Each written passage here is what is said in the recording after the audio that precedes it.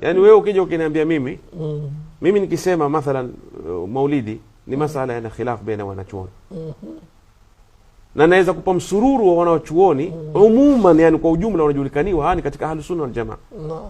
Wewe kwa sababu ya mikao, kwa sababu ya kwamba hutaki kufungua akili yako, umeifunga, hutaki kusikia, hutaki kuona hata mara moja, ukasema acha nifungue kitabu niangalie. Mimi sijakwambia maulidi yafaa. Wewe umeshindwa kuvumilia kukuambia maulidi yana khilafu. Hapana bana, yana khilafu, ni bid'a. Manake kuna khilafu nini? Ni masala ambayo yani yakubalika khilafu. Wengine wakwambia ndio khilafu, si kila khilafu. Sasa kama wewe uliozaliwa juzi waweza kujua kwamba si kila khilafu, kwani wale waliokubali maulidi kwamba yafaa hawakujua kwamba si kila khilafu? Washajua. Sasa kwa nini mimi nikusikize wewe wa leo wakati kuna watu waliokuwa kabla yako wasomi kukuliko waliokubalika dunia nzima kwamba ni maulama, nisiweze kukubali kwamba pia khilafu yao baina yao na wengine ni mu'tabar? Si kama mahizbi watu wa ajabu sana. Waweza kumuona mtu hizbi ajifanya apinga maulidi na nini na hakuna kitu kama bid'a, na ukamkuta hizbi mwingine akwambia ni masala khilafia.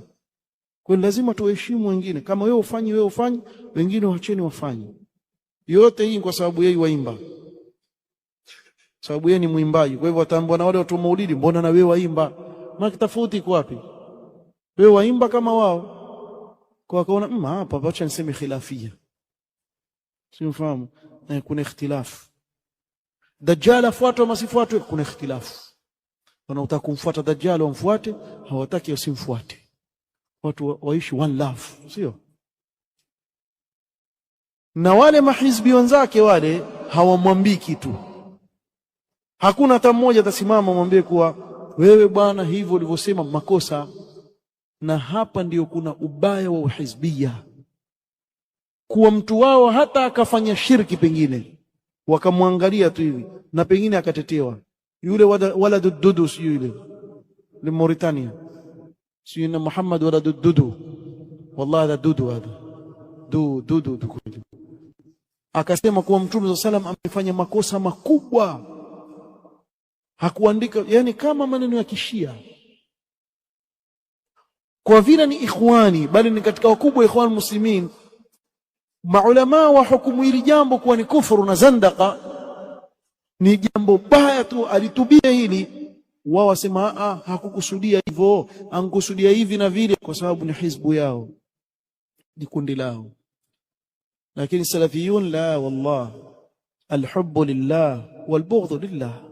Ukimpenda mtu mpende kwa ajili ya Allah, na ukimchukia umchukia kwa ajili ya Allah subhanahu wa ta'ala, si kwa ajili ya chochote kile.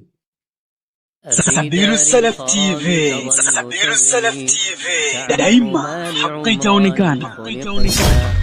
وما تركت لك الأيام عذرا لقد وعظتك لا